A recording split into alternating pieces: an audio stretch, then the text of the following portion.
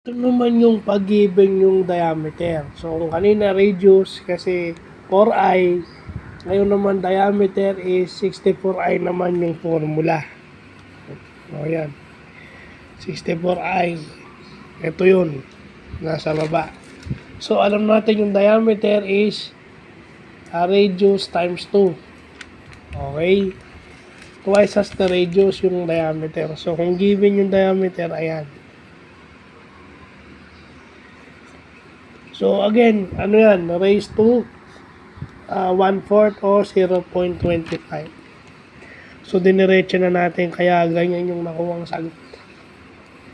I mean, as I said, no, ito yung sa mga engineering, ito yung hindi na bago sa kanila. Pero sa mga hindi engineering by profession and student, ito yung mga bago sa atin.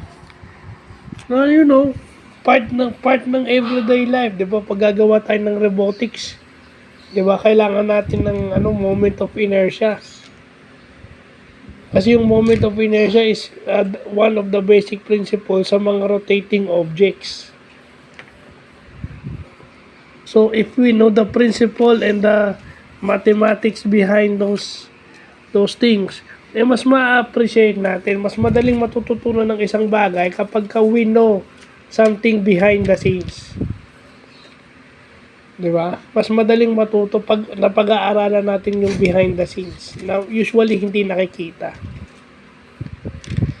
Kasi program ng program, pero yung mga formulas hindi naman kinakabisado. Dahil nga sobrang galing nyo na, akala nyo, hindi nyo na kailangan mag-aral.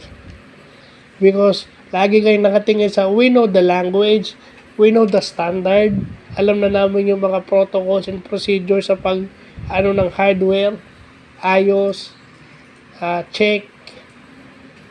Well, the more you know, the more you don't know. So, yun lang po.